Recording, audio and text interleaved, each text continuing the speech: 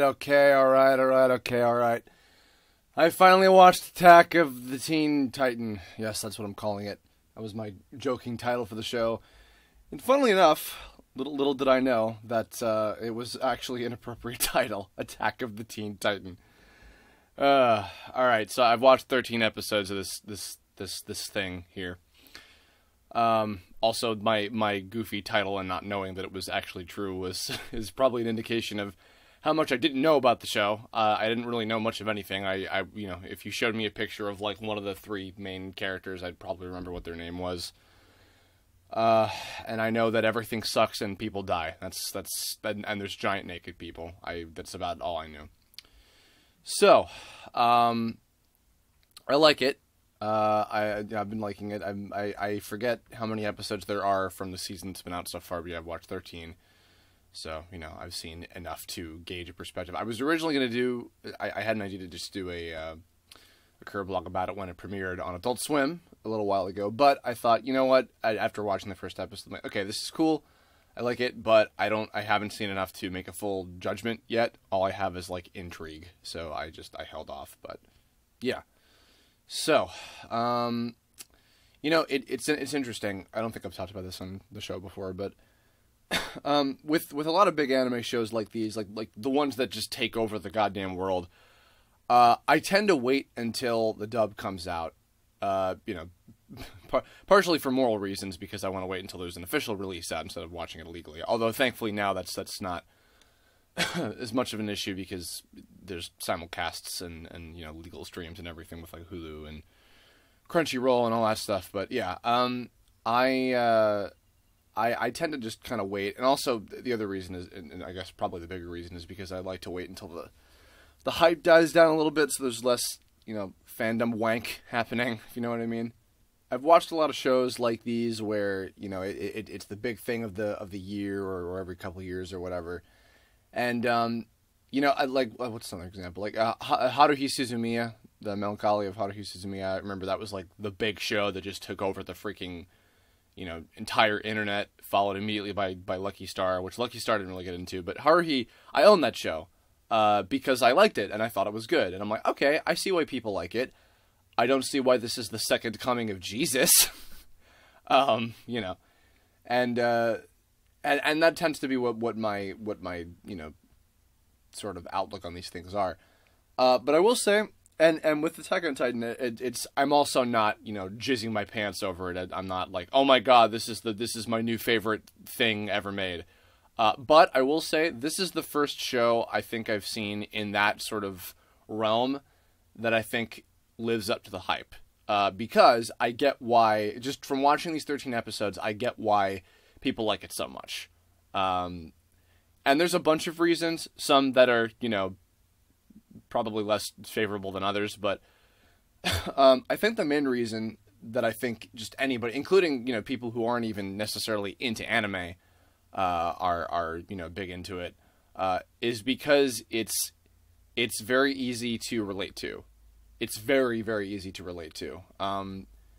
Despite the fact that it takes place in an apocalyptic, unrealistic world, semi-realistic, because it's kind of medieval, primeval, I don't know what the word would be, but it's very easy to like, it's a very interesting world that's built in a way that you could imagine, like, God, what would I do if I lived in this world? Like, how would I be able to deal with this? They make all the characters very identifiable and relatable in different ways. I mean, like, I'm sure, I don't know if I have a direct equivalent of like, oh, I would totally be so and so, I would totally want to do this or whatever, etc. In the show, but the tropes and archetypes and everything are very like, yeah, that's my friend, that's my other friend, and that's so and so. It's very much like that. So I know that that's a big factor. So I get that. I guess the suspense factor kind of died before I even watched the show. That was kind of set up for me ahead of time to just kind of keep nothing sacred, because I'm like, all right, this character, they're probably gonna die. Yep, yeah, they're probably gonna die. So I mean, like, there's a few that unless I can tell like they're really going to be like a main character, if I've seen them on like merchandise or whatever, I'm just like, all right, they're gonna live. But otherwise, I'm just like, yep, they're gonna die, they're gonna die, they're gonna die, all right, whatever. So but I guess on that same note, on a more positive side of that, my three favorite characters that I've seen from the show so far are the three main characters, which I think is a really good sign because, I don't find that's often the case, incredibly often the case with people. I feel like sometimes, not that people dislike the main character or main characters, but people tend to find their favorites to be, somebody who's kind of a side character that they just, think is really entertaining or funny or has a cool arc or more interesting arc or whatever. But no, Eren, Mikasa, and Armin are the three most interesting characters to me. In fact, Armin, I think, is my favorite of the three of them. So he's my absolute favorite character. Because I consider him to be, like, the most relatable of the three of them. I think, you know what? Actually, okay, now I remember. I think that Armin is probably who I would be if I lived in that world where, like, I really, really, really want to help people. I really want to do this and that. And I care about my friends, but I'm not incredibly battle savvy. I'm not really that good at this. Oh God, what do I do? I'm freaking out, etc. And Josh Greeley, man, I mean, okay, no, I shouldn't even say that. Everybody, Josh Greeley's great as Armin. He is. Everybody is great. When you have the director of Full Metal Alchemist, doing a show, you pretty much can't go wrong. Oh, and One Piece and like every other good thing done at Funny. Mike McFarland directed the dub for this show, and everybody sounds great. Everybody sounds fantastic. It's pretty fantastic. Did I mention it was fantastic? Yeah, I love it. Everybody, the cast is very interesting and well rounded out.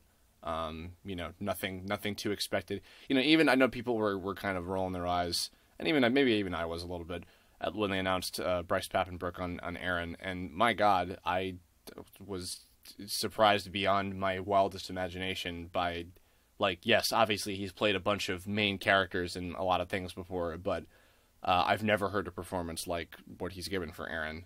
And I attribute a lot of that also, I think, to Mike. I think that probably they worked together really well, and clearly they got something out of this that was really, really stand out and fantastic, and it helps to really set the mood for everything, along with Josh doing Armin and then the narration for that.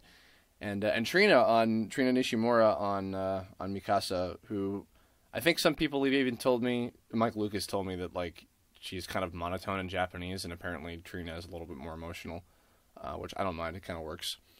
All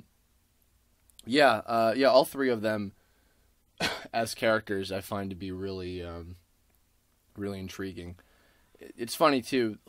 I don't think I've talked about this before. What I used to do back in the day when I watched a lot of shows, like, all the time, I just watched way too much TV, probably. I used to often think in my mind, okay, if there were equivalents to my characters from one of my properties or whatever, who would be who, and, who would do what, or etc. And not that it's so easy to just do that or whatever, but it is often, like, I think about, like, okay, who would be this or what would be this, etc.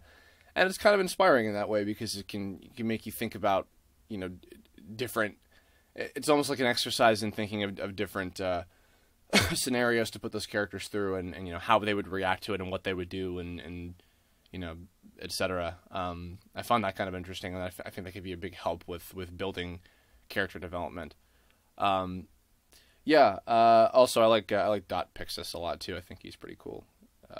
R. Bruce Elliott voices every badass old man character ever, and he's quite good. I've only just been introduced to Levi. Levi. Sorry, I don't know what his deal is yet. A lot of people seem to like him. I like Matt Mercer, so that's a good start. I might even be while this is being posted, I might be at Anime Next this weekend in New Jersey, and maybe I might be seeing Matt and telling him, "Hey, Titan's cool. Can't wait to see your character." In fact, I'll probably be literally doing that at this exact moment at 1:00 in the afternoon when I post this, and you're seeing it if you're not at Anime Next. Yeah. Anyway, So overall, I'm liking the show. I'm going to continue watching it. So, it is exciting to get into new shows like this. I mean, I don't follow a whole lot of different series like this, but it's fun. It's fun to like be genuinely kind of surprised at what is going to happen next, because I don't really have any idea. I think there's only one like major spoiler that I'm aware of with one of the characters and kind of what their whole deal is. I think somebody on Twitter probably spoiled that for me. Probably you, Martin. But other than that, I'm going with a clean slate. And it's fun. It's fun to be surprised at like what's going to happen next with it. I mean, that's the whole point of shows like this is like, and I never mind cliffhangers. I mean, I do them all the freaking time. I'm excited, and I'm interested to see what happens next. So should be neato. Just none of you out there spoil nothing for me. If you know what happens beyond 13 episodes, which I'm sure you probably do, don't be spoiling nothing for me. But in the meantime, leave some comments, on your thoughts of the show and in general. And if you're interested in any particular parts that I haven't gotten up to yet, or I have gotten up to already, or whatever, and let me know. And if you have ideas for future Kirblog topics, also leave an idea for something here on the comments, or on Twitter, or on Tumblr, or Facebook, or whatever you want. And in the meantime, please do go check out tome short number 6, The Legend of Nylok. I just put that up. We also had the previous week, we had the episode 8 commentary come out. You can go to see that. And I should be keeping open the tome fundraiser for probably another week or so. So do me a favor, and if you have not checked that out, and if you haven't donated yet, and if you're interested, please do, because any additional help would be majorly appreciated. And that's going to do it for me. So I will see you all later. Hopefully I'll see some of you at Anime Next in New Jersey. And next week, by the way, we'll have a Kirblog about my reactions probably to general E3 stuff. Or possibly even reactions to Smash Brothers, because we'll be playing that. Me and Mike Lucas and Chrisita will be playing that in Nintendo World next week while it's there. So look forward to that, and I'll see you all later next time. Bye.